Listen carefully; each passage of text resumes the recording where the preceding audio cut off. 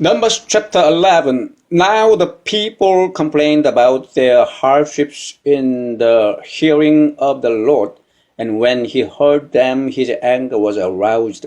Then fire from the Lord burned among them and consumed some of the outskirts of the camp. When the people cried out to Moses, he prayed to the Lord, and the fire died down. So that place was called Tabor, because fire from the Lord had burned among them. The rebel with them began to crave other food. And again the Israelites started wailing and said, "If only we had meat to eat. We remember the fish we ate in Egypt at no cost, also the cucumbers, melons, leeks, onions, and garlic. But now we have lost our appetite. We never see anything but this manna." The manna was like coriander seed and looked like resin. The people went around gathering it and then ground it in a hand mill or crushed it in a mortar. They cooked it in a pot or made it into cakes, and it tasted like something made with olive oil.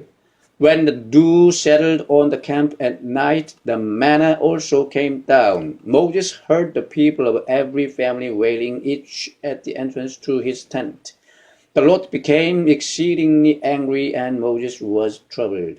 He asked the Lord, "Why have you brought this trouble on your servant? What have I done to displease you that you put the burden of all these people on me? Did I conceive all these people? Did I give them birth? Why do you tell me to carry them in my arms as a nurse carries an infant to the land you promised on oath to their forefathers? Where can I get meat for all these people? They keep wailing to me, 'Give us meat to eat.' I cannot carry all these people by myself. The burden is too heavy for me. If this is how you are going to treat me, put me to death right now, if I have found favor in your eyes, and do not let me face my own ruin." The Lord said to Moses, "Bring me 70 of Israel's elders who are known to you as leaders and officials among the people. Have them come to the tent of meeting, that they may stand there with you. I will come down and speak with you there, and I will take of the Spirit that is on you and put the Spirit on them. They will help you carry the burden of the people so that you will not have to carry it alone. Tell the people, 'Consecrate yourselves in preparation for tomorrow, when you will eat meat.' The Lord heard you when you wailed, 'If only we had meat to eat. We were better off in Egypt.' Now the Lord will give you meat, and you will eat it. You will not eat it for just 1 day or 2 days or 5, 10, or 20 days, but for a whole month, until it comes out of your nostrils, and you loathe it, because you have rejected the Lord who is among you, and have wailed before him, saying, 'Why did we ever leave Egypt?' But Moses said, 'Here I am among 600,000 men on foot, and you say, I will give them meat to eat for a whole month.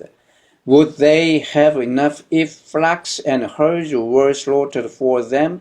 Would they have enough if all the fish in the sea were caught for them?' The Lord answered Moses, 'Is the Lord's arm too short? You will now see whether or not what I say will come true for you.'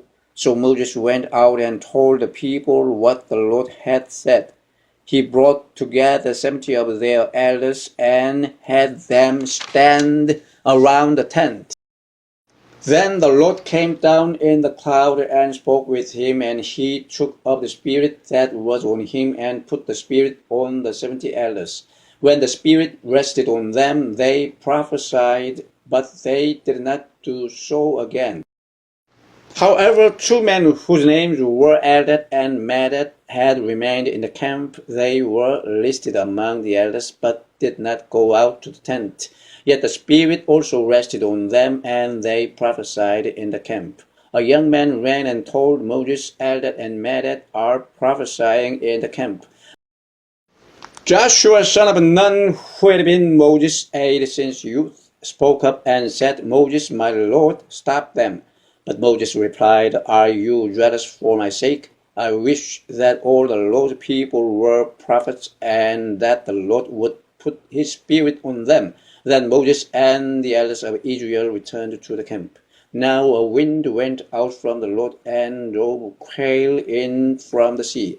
It brought them down all around the camp to about 3 feet above the ground, as far as a day's walk in any direction. All that day and night and all the next day the people went out and gathered quail.